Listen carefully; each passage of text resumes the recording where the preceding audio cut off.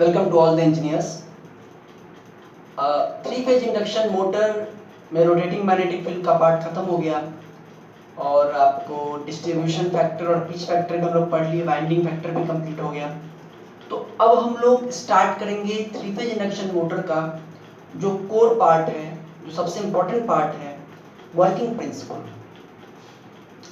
ये पार्ट इसका सबसे इम्पोर्टेंट है क्योंकि क्वेश्चंस भी इस पार्ट से सबसे ज़्यादा पूछे जाते हैं और इसके बाद के जो पार्ट्स हैं, स्पीड कंट्रोल, स्टार्टिंग, ये सब इसी से पूरा रिलेटेड, या पावर का जो फ्लो डायग्राम वगैरह बनता है, इक्विवेलेंट सर्किट बनता है, वो सब इसी से रिलेटेड है। ठीक है, इसमें थोड़ा सा ट्रांसफार्मर का भी कंसेप्ट है, उसको भी देखेंगे साथ साथ, और कंस्ट्रक्शन का पार्ट इसके बाद वाला आएगा आपका। तो वर्किंग प्रिंसिपल बहुत इंपॉर्टेंट है, न्यूमेरिकल वाला पार्ट भी है, इसलिए इसको अच्छे से समझिए। ठीक है, और थोड़ा सा हम लोग इसके डीप में भी जाएंगे ताकि क्वेश्चंस जो इस सब्जेक्ट से पूछे जाते हैं, अगर घुमा के भी पूछे जाए तो भी हम लोग उसको बना सकें। देखिए, three phase induction motor basically दो टाइप के होते हैं। एक है वाउंड रोटर इंडक्शन मोटर, जिसको शॉर्ट में WRIM कहते हैं। इसी को एक और नाम कहते हैं slip ring induction motor, SRIM। और दूसरा जो टाइप है वह है स्क्विरल केज इंडक्शन मोटर। ज्यादातर मतलब मेरे ख्याल से 90% जो यूज है इंडक्शन मोटर का वो इसी टाइप का है, स्क्विरल केज। आटा चक्की में या पानी को पंप करने में, लार्ज कॉलोनी वगैरह में पानी पंप करने में, सब जगह इसी का यूज है। इसका यूज बेसिकली वहां किया जाता है जहां पर इंडक्शन मोटर के स्पीड को कंट्रोल करने की जरूरत है या उसके स्टार्टिंग टॉर्क को इंप्रूव करने की जरूरत है ना। उन सब जगहों पे इसका यूज होता है, मेनली इन इंडस्ट्रीज। ठीक है, मेनली इंडस्ट्रीज में। बाकी कॉमर्शियल पर्पस के लिए यही यूज होता है। वर्किंग प्रिंसिपल में आपको दोनों पढ़ना है, दोनों के बारे में पढ़ना है, लेकिन पहले हम लोग पढ़ेंगे थ्री फेज इंडक्शन मोटर का वर्किंग प्रिंसिपल समझेंगे। इसके लिए वाउंड रोटर इंडक्शन मोटर या स्लिप रिंग इंडक्शन मोटर। तो अभी हम लोगों को इसको देखना है, ये बहुत इंपॉर्टेंट है, लेकिन इसको बाद में देखेंगे। अब देखिए, सबसे पहले तो ये समझिए कि इसका नाम वाउंड रोटर इंडक्शन मोटर क्यों पड़ा और स्लिप रिंग इंडक्शन मोटर क्यों पड़ा। देखिए, वाउंड रोटर इंडक्शन मोटर इसलिए पड़ा क्योंकि ये जो टाइप है थ्री फेज इंडक्शन मोटर का, इसमें रोटर की वाइंडिंग बिल्कुल उसी तरह करते हैं जैसे स्टेटर की करते हैं। जैसे स्टेटर की 4 पोल के लिए वाइंडिंग करेंगे तो रोटर की भी 4 पोल के लिए वाइंडिंग करेंगे। स्टेटर को 6 पोल के लिए करेंगे तो रोटर को भी 6 पोल के लिए करेंगे। मतलब जिस तरह से स्टेटर पर 3 फेज 2 पोल या 3 फेज 4 पोल वाइंडिंग होती है डिस्ट्रीब्यूटेड, उसी तरह से रोटर पे भी वाइंडिंग करते हैं, है ना। लेकिन जो स्क्विरल केज है उसमें वाइंडिंग नहीं करते हैं, उसमें रॉड्स डाल देते हैं, है ना। तो वो पढ़ेंगे हम लोग। लेकिन इसमें जो है प्रॉपरली वाइंडिंग करनी पड़ती है और आपको स्किल्ड वाइंडर चाहिए। जैसे कि हमने देखा था कि डिस्ट्रीब्यूशन करना है तो कितने एंगल से डिस्ट्रीब्यूट करना है कि नहीं। फिर अगर डिस्ट्रीब्यूशन और शॉर्ट पिच दोनों करना है तो उसके लिए स्किल्ड वाइंडर चाहिए। तो ये जो मोटर है वाउंड रोटर इंडक्शन मोटर, इसका नाम इसलिए पड़ा क्योंकि इसको वाइंडिंग करना पड़ेगा रोटर को। मतलब स्टेटर पे भी वाइंडिंग होगी 3 फेज डिस्ट्रीब्यूटेड और रोटर पे भी वाइंडिंग होगी 3 फेज डिस्ट्रीब्यूटेड। ठीक है, तो अगर आपने वाइंडिंग की, जैसे मैंने यहाँ पर ये रोटर को बना के रखा है, बीच में शाफ्ट भी होगा, नहीं दिखाए हैं, तो R2 पोल की ये वाइंडिंग है, R1 R2 180 degree, Y1 Y2 B1 B2। ठीक है, तो जैसे कि स्टेटर में भी होता है इसी तरह से, तो उसमें क्या होता है कि जो R1 Y1 B1 है वो बाहर से सप्लाई लेता है। ठीक है, और R2 Y2 B2 आपस में शॉर्ट होते हैं और उनसे एक टर्मिनल निकलता है न्यूट्रल। उसी तरह से इसमें भी जो आपका R2 Y2 और B2, ये तीनों शॉर्ट होगा और तीनों से टर्मिनल निकलेगा न्यूट्रल टर्मिनल। ठीक है, और R1 Y1 B1 का क्या होगा, तो ये R1Y1 B1 का क्या होता है, इसीलिए इसका नाम, एक दूसरा नाम है slip ring induction motor, slip ring induction motor. देखिए ये रोटर जो है ये घूमने वाला चीज है ना, तो हमको ये ध्यान में रखना पड़ेगा कि जो वायर्स हैं ये वायर्स किसी तरह से ऐंठा के ब्रेक ना हो जाए। अगर हम इसका सर्किट बनाएं तो कुछ इस तरह से होगा, ठीक है, ये R1, इसका R2 इधर है जो कि न्यूट्रल बन गया, ये सपोज Y1 तो Y2, B1 तो इधर लिख लेते हैं इसको B2, ठीक है, और ये जो न्यूट्रल पॉइंट निकला ये फिर कहीं पे अपना, तो ये R1 Y1 B1 जो 3 वायर और न्यूट्रल अगर निकला है तो 4 वायर, अगर डेल्टा कनेक्टेड है तो 3 वायर निकलेगा, स्टार कनेक्टेड 4 वायर निकलेगा। तो अब इन 4 वायर को करते क्या है, तो होता क्या है कि ये जो शाफ्ट होता है बीच का रॉड से, रॉड जैसा बाहर निकला हुआ है ना, जैसे कि ये फ्रंट व्यू अगर आप देखेंगे तो फ्रंट में व्यू में तो आपको ऐसा दिखाई देगा वाइंडिंग, रोटर और ये शाफ्ट, और साइड व्यू देखेंगे तो आपको दिखाई देगा कि ये रोटर का पार्ट है और इससे ये शाफ्ट निकला हुआ है, ठीक है, और इस शाफ्ट से किसी लोड को घुमाना है तो उस लोड को, जैसे कि आटा चक्की में क्या होता है वो घूमता है, उसके ऊपर पट्टा लगा देते हैं, पट्टा से फिर आगे बढ़ा करके वो कभी आटा कभी गेहूं पीस लेता है, कभी तोड़ी को पेड़ लेता है, कभी कुछ कर लेता है, मसाला पीस लिया कुछ भी, तो ये शाफ्ट है जो कि मूव करता है। अब वाउंड रोटर इंडक्शन मोटर में क्या होता है कि इस शाफ्ट पे अगर स्टार कनेक्टेड है तो 4 स्लिप रिंग लगे होंगे, स्लिप रिंग भी आपको कंडक्टर मटेरियल ही है, जनरली फास्फोर ब्रॉन्ज के, ठीक है, तो स्लिप रिंग पे आपको शाफ्ट पे 4 स्लिप रिंग होंगे, और देखिए ये आपको दिख तो रहा है रेक्टेंगुलर लेकिन ये पूरा सर्कुलर है ना, पूरा का पूरा क्या है, सर्कुलर, ठीक है, सुनना रही बात, पूरा सर्कुलर है, और इस तरह की 4 स्लिप रिंग होंगी,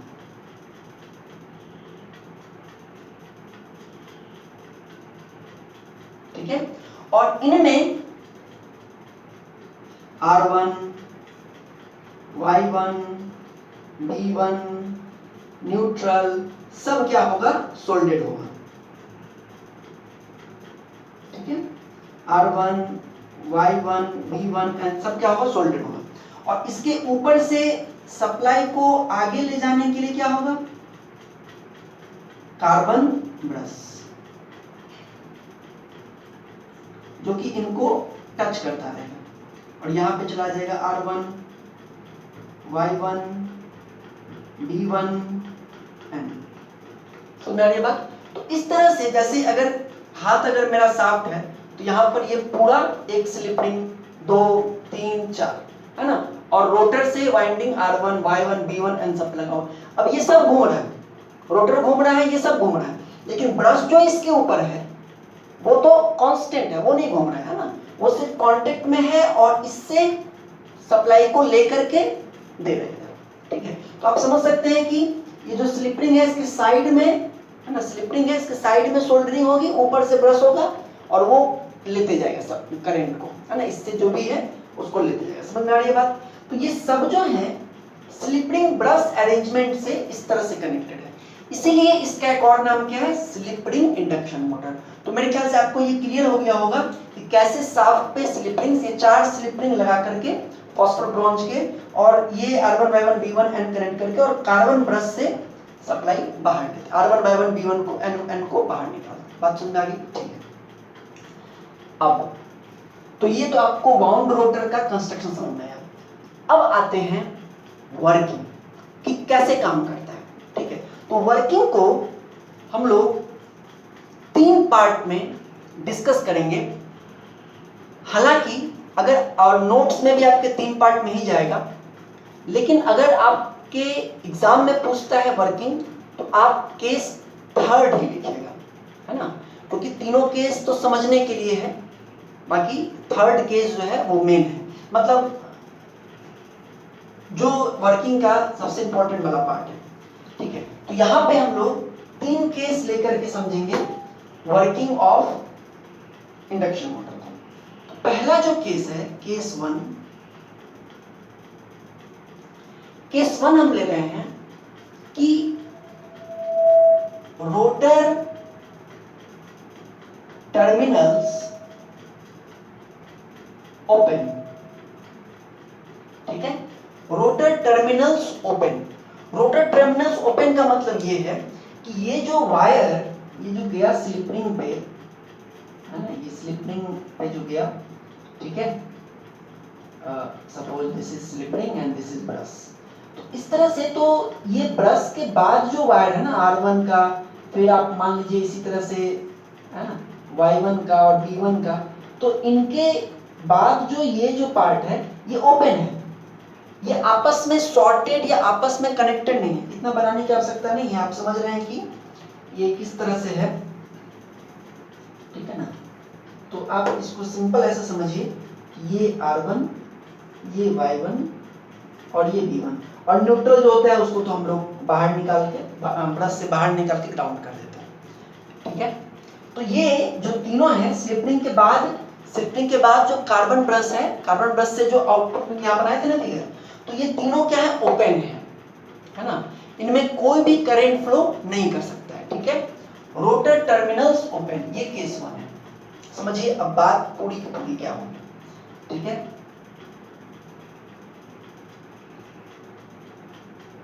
देखिए जैसे ही हम लोग स्टेटर पे 3 फेज सप्लाई देंगे, ठीक है, स्टेटर पे 3 फेज सप्लाई देंगे तो स्टेटर एक रोटेटिंग मैग्नेटिक फील्ड बनाएगा, और वो रोटेटिंग मैग्नेटिक फील्ड एक स्पीड से, जिसको कि हम लोग सिंक्रोनस स्पीड कहते हैं, है ना, ns इक्वल टू 2f/p। ये स्पीड किस पे डिपेंड कर रही है, फ्रीक्वेंसी पे, है ना, और ये फ्रीक्वेंसी किसकी है, सप्लाई फ्रीक्वेंसी, जो सप्लाई आया उसका फ्रीक्वेंसी। लेकिन ध्यान दीजिए एक बात, ये कि ये जो स्पीड है, रोटेटिंग मैग्नेटिक फील्ड की जो स्पीड होती है उसकी वैल्यू 2f/p होती है। लेकिन f क्या है कि जिस करंट के कारण ये मैग्नेटिक फील्ड बन रहा है, जैसे स्टेटर में जो सप्लाई से करंट आया उसी के कारण मैग्नेटिक फील्ड बन रहा है, तो उस करंट की जो फ्रीक्वेंसी होगी या वोल्टेज की जो फ्रीक्वेंसी होगी वो इंटू 2/p, ये होती है सिंक्रोनस स्पीड की वैल्यू, ठीक है। मतलब ये मेरा कहना था कि जरूरी नहीं है कि f हमेशा 50 हर्ट्ज हो, ठीक है ना, जिस करंट के कारण ये मैग्नेटिक फील्ड बन रहा है उस करंट की फ्रीक्वेंसी पर डिपेंड करेगा, ठीक है। यही अगर आपको अमेरिका में चला जाए तो वहां पे 60 हो जाएगा, है ना, या इसी में हम लोग देखेंगे कि वैल्यू चेंज होती है, ठीक है। तो ध्यान में रखना है, ये बात बिल्कुल सही है कि 3 फेज वाइंडिंग में 3 फेज सप्लाई होगा, रोटेटिंग मैग्नेटिक फील्ड बनेगा, उसकी स्पीड जो होगी वो 2f/p होगी, लेकिन f जो है वो क्या होगा, जिस करंट के कारण ये मैग्नेटिक फील्ड बन रहा है उस करंट की फ्रीक्वेंसी, करेक्ट ना। तो यहां पर तो जो स्टेटर का मैग्नेटिक फील्ड है वो तो सप्लाई फ्रीक्वेंसी के कारण है ना, मैग्नेटिक फील्ड है वो स्टेटर के करंट के कारण है, और स्टेटर में जो करंट है वो सप्लाई फ्रीक्वेंसी पे है, इसलिए यहां पर तो कुछ नहीं है, f की वैल्यू 50 है। और फेज सीक्वेंस R/B है और मैग्नेटिक फील्ड इस तरफ ns स्पीड से मूव कर रहा है, ठीक है। अब ध्यान दीजिए, ये मैग और रोटर आपका स्थिर है, रोटर स्थिर है, स्टैंड स्टिल, रोटर पे अभी कोई टॉर्क नहीं लग रहा है, अभी लग भी नहीं सकता है, क्योंकि टॉर्क का क्या फॉर्मूला है या फोर्स का क्या फॉर्मूला है, BIL। मैग्नेटिक फील्ड भी चाहिए, करंट भी चाहिए, लेंथ भी चाहिए, तो लेंथ तो है, मैग्नेटिक फील्ड भी है, लेकिन ओपन है, इसलिए कोई करंट नहीं फ्लो करेगा रोटर के वाइंडिंग से, तो कोई टॉर्क नहीं लगेगा, ठीक है। लेकिन EMF तो इंड्यूस हो सकता है, हमने पढ़ा है लास्ट में कि अगर रिलेटिव वेलोसिटी है कंडक्टर में और मैग्नेटिक फील्ड में तो EMF इंड्यूस होगा, है ना। तो यहां देखिए, ये जो rotating magnetic field ns speed से मूव कर रहा है इस रोटर से, तो रोटर के कॉइल्स में EMF इंड्यूस करेगा ना, और जो EMF इंड्यूस होगा E 2 लिख रहे हैं रोटर के लिए, उसकी आरएमएस वैल्यू क्या होगी? आरएमएस वैल्यू का फॉर्मूला आप लोग को याद होगा, √2 pi f phi n k डब्ल्यू। Distributed, this windings are distributed, rotor में डिस्ट्रीब्यूटेड वाइंडिंग होती है, तो हम लोग वाइंडिंग फैक्टर लेते चलेंगे, ठीक है। तो सबसे पहले देखिए √2 पाई और एफ मतलब इसमें जो ईएमएफ इंड्यूस होगा रोटर में उसकी फ्रीक्वेंसी, ठीक है, जो कि हम रोटर का लिख रहे हैं उसकी फ्रीक्वेंसी। और यहां से हम लोग को, ये तो खैर स्टेटर का है, लेकिन बेसिक तो आपको पता है ना कि n = 2f/p होता है, तो f = क्या होगा? np/2, f = np/2, जहां पर p तो पोल है और n क्या है? n है रिलेटिव स्पीड, ठीक है। देखो ये तो इसके लिए है, स्टेटर के रोटेटिंग मैग्नेटिक फील्ड के लिए, लेकिन ये तो जनरल फार्मूला भी होता है, n = 2f/p या f = n/120 या n/2। तो यहाँ पर जो फ्रीक्वेंसी है वो n × p, n क्या है? Relative velocity. हाँ, तो यहाँ पे देखिए कंडक्टर तो स्थिर है और rotating magnetic field ns speed से घूम रहा है, तो इन दोनों के बीच की रिलेटिव वेलोसिटी कितनी है? ns, है ना। तो यहाँ पर क्या लिख सकते हैं? फ्रीक्वेंसी की जगह क्या लिख सकते हैं? ns × p/2। √2 पाई f हो गया, और फाई तो फ्लक्स पर पोल है ही, √2 पाई f फाई n2 लिखेंगे, नंबर ऑफ टर्न्स रोटर का n2 मान रहे हैं, ठीक है। और इसका वाइंडिंग फैक्टर kW2 मान रहे हैं। kW2 क्यों मान रहे हैं? क्योंकि वाइंडिंग फैक्टर भी डिफरेंट हो सकता है, क्योंकि वाइंडिंग फैक्टर कई चीजों पे डिपेंड करता है, स्लॉट एंगल पे, और आपको स्लॉट पर पोल पर फेज तो चलो ये होगा, है ना, तो कई सारी चीजों पे डिपेंड करता है, इसलिए n2 kW2, ठीक है। अब एक बात बताइए कि ये जो रोटेटिंग मैग्नेटिक फील्ड है, ये रोटर के कंडक्टर में तो ईएमएफ इंड्यूस किया, उसकी आरएमएस वैल्यू ये हो गई, लेकिन क्या ये स्टेटर के कंडक्टर में भी कुछ कर सकता है? देखिए स्टेटर का कंडक्टर भी स्थिर रखा हुआ है ना, और रोटेटिंग मैग्नेटिक फील्ड घूम रहा है, तो वो स्टेटर के कंडक्टर और रोटेटिंग मैग्नेटिक फील्ड के बीच में भी रिलेटिव वेलोसिटी, तो उसमें भी ईएमएफ इंड्यूस हो सकता है। याद कीजिए डीसी मोटर में हम लोग देखे थे कि ये तो इसका सप्लाई है, सप्लाई करते हैं, लेकिन फिर भी डीसी मोटर में भी एक ईएमएफ इंड्यूस होता था, उसको क्या कहते थे? बैक ईएमएफ होता था ना, उसी तो होता था। ट्रांसफॉर्मर अगर जो लोग पढ़े होंगे उनको ध्यान में होगा, मतलब अगर पढ़े होंगे अपने से, कि उसमें हम लोग देखते थे कि अगर ये सिंगल फेज ट्रांसफॉर्मर है ना, और इसमें अगर इस तरह से ये सपोज प्राइमरी वाइंडिंग है, और यहाँ पे आप सप्लाई देते हैं V1 एसी सप्लाई, तो यहाँ से करंट जाता है, एक मैग्नेटिक फील्ड बनता है ना, इस तरह से करंट जाएगा, एक मैग्नेटिक फील्ड बनेगा कोर में, इसमें बीच में तो यहाँ एयर होता है, और यहाँ से इधर पूरा कोर आयरन का, तो ये मैग्नेटिक फील्ड बनेगा, और इसके कारण यहाँ पर एक ईएमएफ इंड्यूस होगा E1। तो ये जो आपका कंडक्टर है, यही मैग्नेटिक फील्ड भी प्रोड्यूस कर रहा है, और इसी में ईएमएफ भी इंड्यूस हो रहा है, होता है, ठीक है। तो उसी तरह से यहाँ स्टेटर के जो वाइंडिंग्स हैं वो ही मैग्नेटिक फील्ड भी प्रोड्यूस कर रहे हैं, लेकिन उस मैग्नेटिक फील्ड में वो भी स्टेशनरी है ना, तो कंडक्टर और मैग्नेटिक फील्ड के बीच में रिलेटिव वेलोसिटी है, तो स्टेटर के भी कंडक्टर्स में ईएमएफ इंड्यूस होगा। बात समझ आ रही है? तो क्योंकि मैग्नेटिक फील्ड तो मूव कर रहा है ना, मैग्नेटिक फील्ड तो इस तरह से मूव कर रहा है, अभी अगर यहाँ है तो फिर कुछ देर बाद वो यहाँ आएगा, फिर कुछ देर बाद यहाँ, सॉरी थोड़ा सा गलती बन गया, यहाँ आएगा, और स्टेटर के कंडक्टर्स तो है ही इन सब जगहों पर, तो इनसे भी ये रोटेटिंग मैग्नेटिक फील्ड लिंक कर रहा है, तो स्टेटर के कंडक्टर में भी ईएमएफ इंड्यूस होगा, और उसकी जो आरएमएस वैल्यू होगी वो क्या होगी? उसकी जो आरएमएस वैल्यू होगी वो क्या होगी? E1 RMS इक्वल टू √2 पाई, एक बार फिर आई फ्रीक्वेंसी पर P और स्टेटर के कंडक्टर और रोटेटिंग मैग्नेटिक फील्ड के बीच का रिलेटिव वेलोसिटी कितना है, ns। तो P ns बाई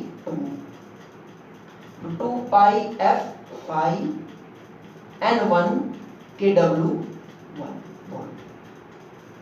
ठीक है, अब अगर आप E1 RMS by E2 RMS करें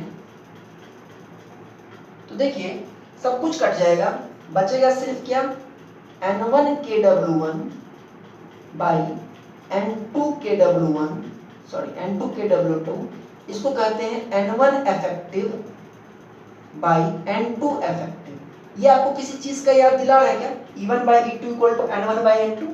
ट्रांसफॉर्मर का आपको दिला रहा होगा कि ट्रांसफॉर्मर में भी ऐसे ही होता था, E1 by E2 equal to N1 by N2। तो भाई ये ट्रांसफॉर्मर के ही जैसा है इसकी वर्किंग है, बस ट्रांसफॉर्मर में क्या है कि घूमने के लिए किसी को छोड़े नहीं है, हाँ यहाँ पर घूमने के लिए इसको छोड़ दिए हैं, तो घूमने के लिए छोड़ेंगे तो बंदा घूमेगा ही, है कि नहीं? आप लोग भी घूमते हैं, अभी घर पे हैं इसलिए बंदिश में है। ओके, तो ट्रांसफॉर्मर के ही जैसी इसकी वर्किंग, हम लोग कई बार इस बात को बार बार पॉइंट करेंगे कि ये तो ट्रांसफॉर्मर के ही जैसा वर्किंग कर रहा है। ट्रांसफॉर्मर में क्या होता है, एक प्राइमरी वाइंडिंग होती है, वो मैग्नेटिक फील्ड बनाता है, और सेकेंडरी वाइंडिंग में उस मैग्नेटिक फील्ड के कारण ईएमएफ इंड्यूस होता है। प्राइमरी में भी होता है, सेकेंडरी में भी होता है।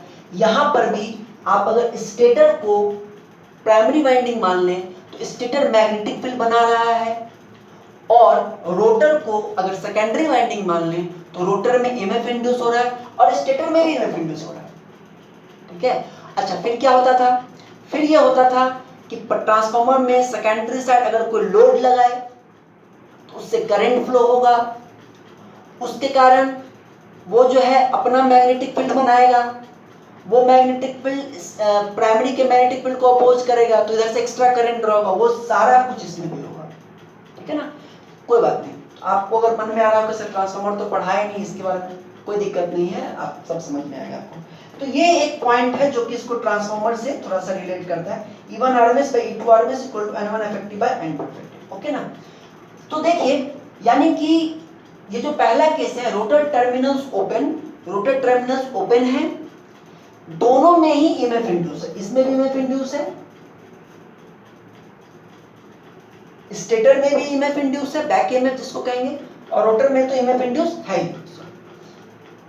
ठीक है, लेकिन कोई करंट नहीं फ्लो कर रहा है क्योंकि क्लोज नहीं है। समझ आ गई बात? तो इस समय कोई फोर्स नहीं लगेगा, कुछ भी नहीं होगा। ठीक है, अब देखते हैं केस 2। ठीक है, इंपॉर्टेंट है। Second case, rotor terminal shorted but rotor kept at stand still. मतलब कि रोटर के टर्मिनल्स को शॉर्ट कर देते हैं,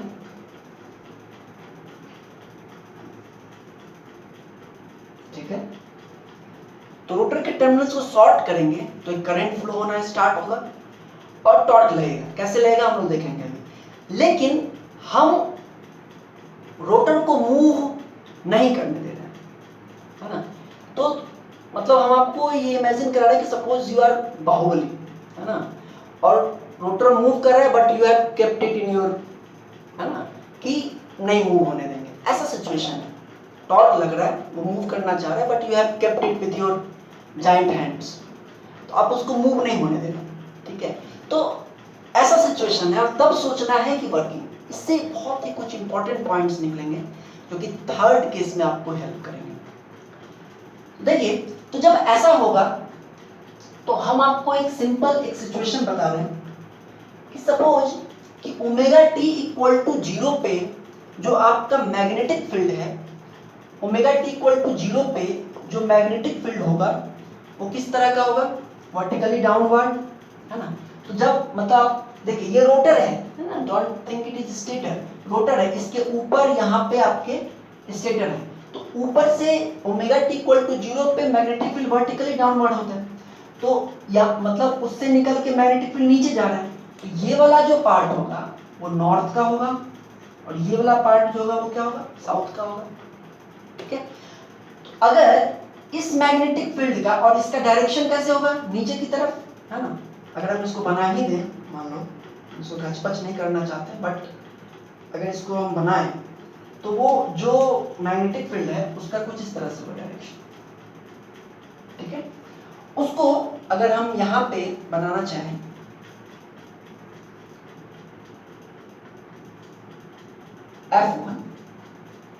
F1 कहिए या Φ1 कहिए, MMF हम कर रहे हैं इसको, आप Φ1 भी कर सकते हैं, flux due to stator, F1 MMF due to stator, ठीक है। ये है स्टेटर का मैग्नेटिक फील्ड का डायरेक्शन, ओके। और ये क्लॉकवाइज डायरेक्शन में मूव कर रहा है, ठीक है। क्या वैल्यू होगी एमएफ इंड्यूस की, आरएमएस की, वो हम लोग निकाल चुके हैं केस 1 में। अभी हमको निकालना है कि ईएमएफ इंड्यूस की पोलैरिटी क्या होगी, ईएमएफ इंड्यूस का डायरेक्शन क्या होगा, और रोटर के द्वारा जो प्रोड्यूस्ड मैग्नेटिक फील्ड है वो क्या होगा। मतलब हम लोग थोड़ा इसमें डीप में जा रहे हैं और जाना जरूरी है, because that will make the difference between an engineer and A technician, है ना। आप इसके अंदर में जाकर के जब मैग्नेटिक फील्ड को देखेंगे तो आप समझ पाएंगे कि आखिर अंदर में होता क्या है, ठीक है। तो देखिए कि जब एक आप इसमें जब मैग्नेटिक फील्ड इस तरह से जा रहा है, इसमें हमको पता करना है, ये में देखिए ऑब्वियसली बात है, ये 3 कंडक्टर नॉर्थ पोल के अंदर में है और ये 3 कंडक्टर साउथ पोल के अंदर में है। ये जो है आर फेज का, इसमें मैक्सिमम ईएमएफ इंड्यूस होगा क्योंकि मैक्सिमम फ्लक्स डेंसिटी के रीजन में है।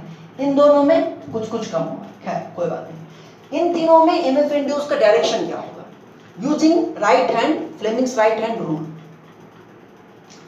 तो राइट हैंड रूल हम लोग यूज करते हैं, उसमें ये तो ईएमएफ इंड्यूस को बताता है, ये फील्ड को बताता है, ये मूवमेंट ऑफ कंडक्टर को बताता है। यहाँ कंडक्टर तो नहीं मूव कर रहा है तो क्या करेंगे, आपको बता चुके हैं। अगर कंडक्टर नहीं मूव कर रहा है, मैग्नेटिक फील्ड मूव कर रहा है, तो मैग्नेटिक फील्ड पे बैठ के सोचिए कि कंडक्टर किधर मूव कर रहा है। मैग्नेटिक फील्ड इधर मूव कर रहा है, इस पे कोई बैठा होगा आदमी तो उसको क्या लगेगा, ये पीछे जा रहा है, ठीक है ना। मैग्नेटिक फील्ड पे अगर कोई बैठा हो, मैग्नेटिक फील्ड इधर जा रहा है तो उसको लगेगा ये पीछे जा रहा है। तो अगर इस पे हम यूज करें राइट हैंड रूल CFT, तो फील्ड तो नीचे है और मोशन, कंडक्टर का motion with respect to magnetic field इधर है, इधर है। तो ईएमएफ इंड्यूस किधर होगा, बाहर की तरफ, यानी कि ईएमएफ इंड्यूस होगा बाहर की तरफ, मतलब डॉट ना। सिमिलरली इसमें डॉट हम थोड़ा बड़ा बना रहे हैं क्योंकि ज्यादा इसका मैग्नीट्यूड होगा, इन दोनों में भी होगा लेकिन कम होगा। सिमिलरली साउथ पोल के अंदर में जो है उनका क्या होगा, मैग्नेटिक फील्ड का डायरेक्शन नीचे और इसमें तो मैग्नेटिक फील्ड इधर जा रहा है। यहाँ पर कोई बैठा होगा तो उसको कंडक्टर किधर जाता हुआ दिखाई देगा, इधर। तो मैग्नेटिक फील्ड नीचे, नीचे इसका मूवमेंट इधर, तो ईएमएफ इंड्यूस अंदर की तरफ क्रॉस। वैसे भी यहाँ डॉट है तो यहाँ क्रॉस होना ही है और इन दोनों में भी क्रॉस, ठीक है। तो ईएमएफ इंड्यूस इस तरह से हुआ, ओके। और आरएमएस वैल्यू आपको पता ही है ईएमएफ इंड्यूस की, क्योंकि सॉर्टेड है सब इसलिए करंट भी फ्लो होना शुरू होगा, ठीक है ना। ओमेगा टी इक्वल टू 0 पे कुछ करंट होगा, फिर अदर चेंज होगा, लेकिन करंट फ्लो होना शुरू होगा क्योंकि शॉर्ट हम कर चुके हैं। करंट का डायरेक्शन भी आपको डॉट क्रॉस बता रहा है, ठीक है। किसी स्टैंड पे हो सकता है, किसी में ना हो, किसी में हो, लेकिन जो है इस तरह का है। अब अगर ये इस तरह का है तो रोटर के द्वारा, रोटर में भी तो 3 फेज डिस्ट्रीब्यूटेड वाइंडिंग है और रोटर में भी तो, अब रोटर में भी तो 3 फेज बैलेंस्ड वोल्टेज आ गया। बोलिए, अभी ध्यान समझिए, अभी मैग्नेटिक फील्ड यहाँ पे है तो आर फेज का मैक्सिमम है। जब मैग्नेटिक फील्ड घूम करके वाई पर जाएगा तो वाई फेज का मैक्सिमम आएगा 120 डिग्री बाद, बी पे जाएगा तो बी फेज का मैक्सिमम आएगा। तो अब रोटर में भी जो सप्लाई है, रोटर में भी जो करंट है, वो भी तो 3 फेज बैलेंस्ड करंट हो गया, है ना। इसमें अगर इंड्यूस होगा आर फेज में समथिंग sin ओमेगा टी या इस तरह से, तो वाई में होगा दैट -120, क्योंकि 120 डिग्री के बाद इसका मैक्सिमम आएगा। सिमिलरली बी में, तो रोटर में भी अब 3 फेज वाइंडिंग तो है ही, 3 फेज सप्लाई भी हो गया।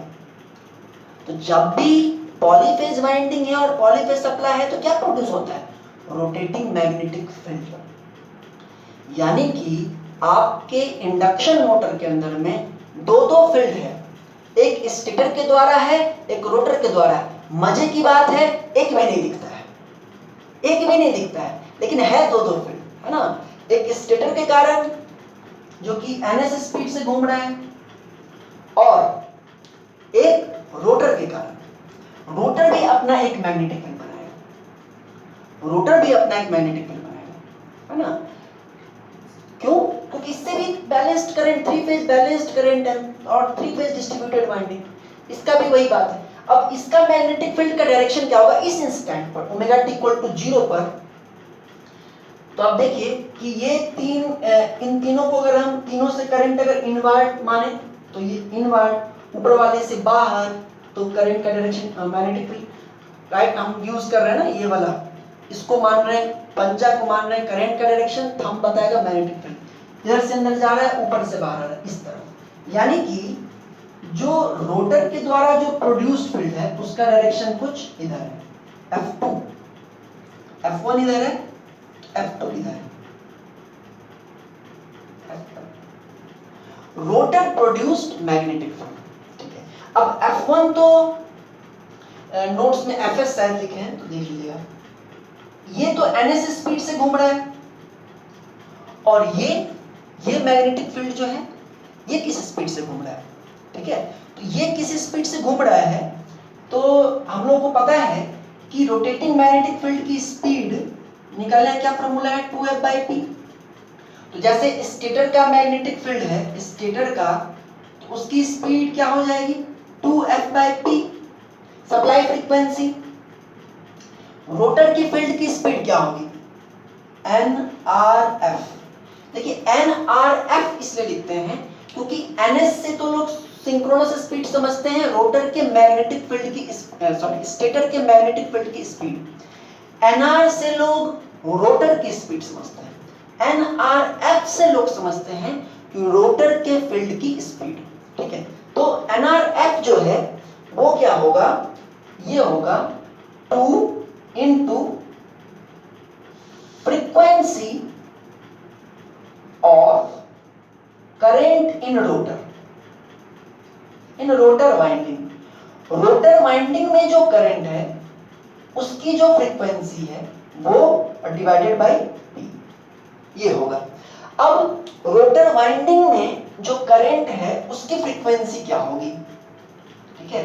तो देखिए अभी हम लोग जस्ट थोड़ा देर पहले रोटर में जो EMF इंड्यूस हुआ है उसका फार्मूला हम लोग निकाले थे कि E2 क्या था, √2 पाई। अब फ्रीक्वेंसी निकालना है ना, तो फ्रीक्वेंसी क्या होता है, p/2 into relative velocity between conductor and magnetic field. तो रोटर में जो EMF इंड्यूस हो रहा है, रोटर स्थिर है, रोटर में जो EMF इंड्यूस हो रहा है वो तो रोटर के कंडक्टर और रोटर स्थिर क्यों है, क्योंकि हम पकड़े हुए हैं, स्टैंड स्टिल, है ना। तो रोटर के कंडक्टर और रोटेटिंग मैग्नेटिक फील्ड के बीच का रिलेटिव वेलोसिटी कितना है, ns। इसी के कारण है ना, स्टेटर के द्वारा जो मैग्नेटिक फील्ड प्रोड्यूस हुआ उसके कारण रोटर में EMF इंड्यूस हुआ। रोटर तो स्थिर है, रोटर तो अभी नहीं मूव कर रहा है, तो यहाँ पे जो रिलेटिव वेलोसिटी है रोटर के कंडक्टर और स्टेटर के द्वारा जो मैग्नेटिक फील्ड है वो तो ns ही है, जो हम लोगों ने किया था केस 1 में। केस 2 में भी चेंज सिर्फ ये हुआ है कि रोटर में करंट आया है, बाकी EMF इंड्यूस तो उतना ही होगा क्योंकि स्टैंड स्टिल है ना, और फ्रीक्वेंसी भी उतनी ही होगी, p/2 ns √2 पाई f phi n2 kw।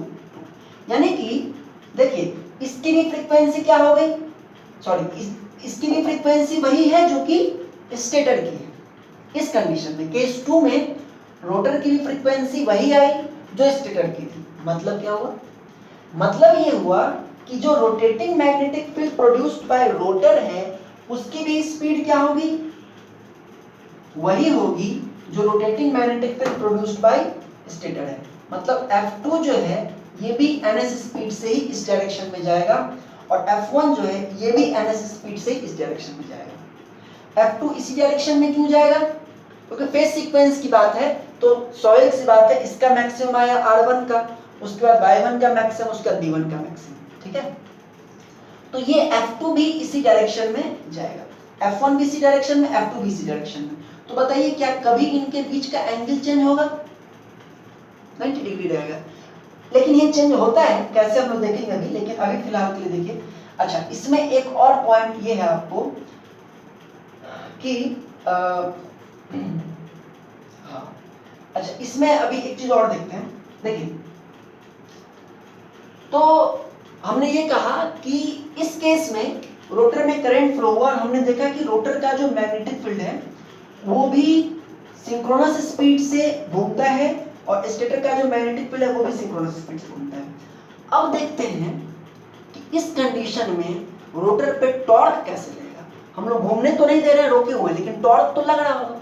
कैसे लगेगा? देखिए, स्टेटर का इधर है तो यहाँ नॉर्थ बना, यहाँ साउथ बना, और रोटर का इधर है, रोटर से मैग्नेटिक फील्ड इधर निकल रहा है तो रोटर का नॉर्थ साउथ किधर बनेगा? ये रोटर का पूरा आयरन है और इधर एयर है और मैग्नेटिक फील्ड इधर है, तो आयरन से निकल के एयर में जहां जाता है वो होता है नॉर्थ, तो रोटर का नॉर्थ कहां होगा? इधर होगा। तो सिमिलरली साउथ किधर होगा? इधर होगा। अब देखिए, नॉर्थ साउथ एक दूसरे को रिपेल अट्रैक्ट करते हैं ना, तो स्टेटर तो नहीं घूम सकता है, घूम कौन सकता है? रोटर। तो ये नॉर्थ पोल इस नॉर्थ पोल को रिपेल करेगा और ये नॉर्थ पोल इस साउथ पोल को अट्रैक्ट करेगा और ये साउथ पोल इस नॉर्थ पोल को अट्रैक्ट करेगा और ये साउथ पोल इस साउथ पोल को रिपेल करेगा। मतलब रोटर का मूवमेंट किस डायरेक्शन में होगा? उसी डायरेक्शन में जिस डायरेक्शन में रोटेटिंग मैग्नेटिक फील्ड मूव कर रहा है। ठीक है, उसी डायरेक्शन में जिस डायरेक्शन में रोटेटिंग मैग्नेटिक फील्ड मूव कर रहा है। इसलिए हम आपको पहले बोले थे कि रोटर का जो मूवमेंट होता है वो मैग्नेटिक फील्ड के ही डायरेक्शन में होता है। कैसे? वो आप देखें।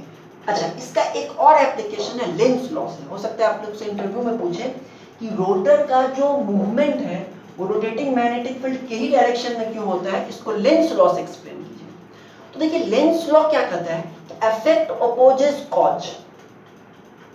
जो प्रभाव है वो अपने कॉज का ही अपोज करता है। ठीक है ना? ऐसा ये नमक हराम है कि जो इफेक्ट है, जो हो रहा है, वो जिसके कारण हुआ उसी का विरोध करता है। तो यहां पे इफेक्ट क्या है? इफेक्ट है इस पे टॉर्क लगना। टॉर्क क्यों लगा? क्योंकि वाइंडिंग्स में करंट आया। करंट क्यों आया? क्योंकि वाइंडिंग और जो रोटेटिंग मैग्नेटिक फील्ड है उनके बीच में रिलेटिव वेलोसिटी हुआ, इसलिए तो इसमें ईएमएफ इंड्यूस हुआ। तो इसका मतलब यह है कि इस रिलेटिव वेलोसिटी को कम करना चाहिए। Effect opposes cause. टॉर्क लग रहा है करंट के कारण, करंट आया क्योंकि कंडक्टर और मैग्नेटिक फील्ड के बीच में रिलेटिव वेलोसिटी था, तो टॉर्क का डायरेक्शन कुछ ऐसा होगा कि वो इस रिलेटिव वेलोसिटी को कम करना चाहे। अब रिलेटिव वेलोसिटी कैसे कम होगी बताइए? अगर ये इधर घूम रहा है और ये भी इधर ही घूमने लगे तब ना दोनों के बीच की रिलेटिव वेलोसिटी कम होगी।